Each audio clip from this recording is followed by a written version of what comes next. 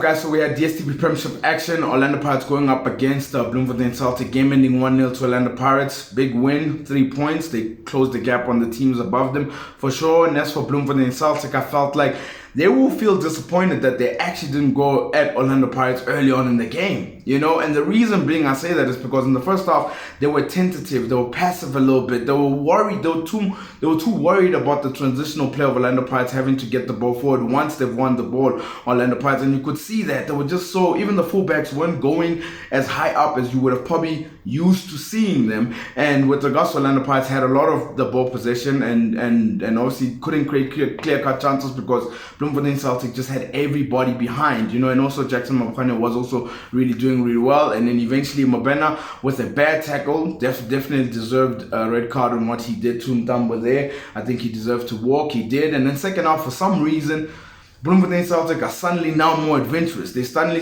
to find more gaps within Orlando Pirates' play, but that's because Orlando Pirates pushed a lot of men forward and they were leaving gaps behind. So those gaps were opening up. But eventually Makaringa with a beautiful shot, I think it was outside the box as well. I mean, that was a really good shot. It goes 1-0 up to Orlando Pirates. And then from there on, one thing I loved about Bloemfontein Celtic, they carried on being adventurous. They carried on finding opportunities as well to try find a goal, and which is credit to them in the fact that they didn't give up. But as for Orlando Pirates, I felt like they could have managed the game a little bit better because it was 10-man Bloemfontein Celtic. Like, keep the ball better and also score more goals just to help the goal difference as well. You know, just to help the goal difference. But as for Orlando Pirates, it seems like things are starting to come together. The false number 9 thing, I think it's working out for them a little bit because people are not sure where to mark and what spaces to mark as well. And as for Celtic, I'm sure they would feel disappointed that had they gone at Orlando Pirates when they were still 11 men and not be tentative or passive, I think it would have been a game of goals. But unfortunately, they don't walk away with 3 points, and they have to obviously fix their league form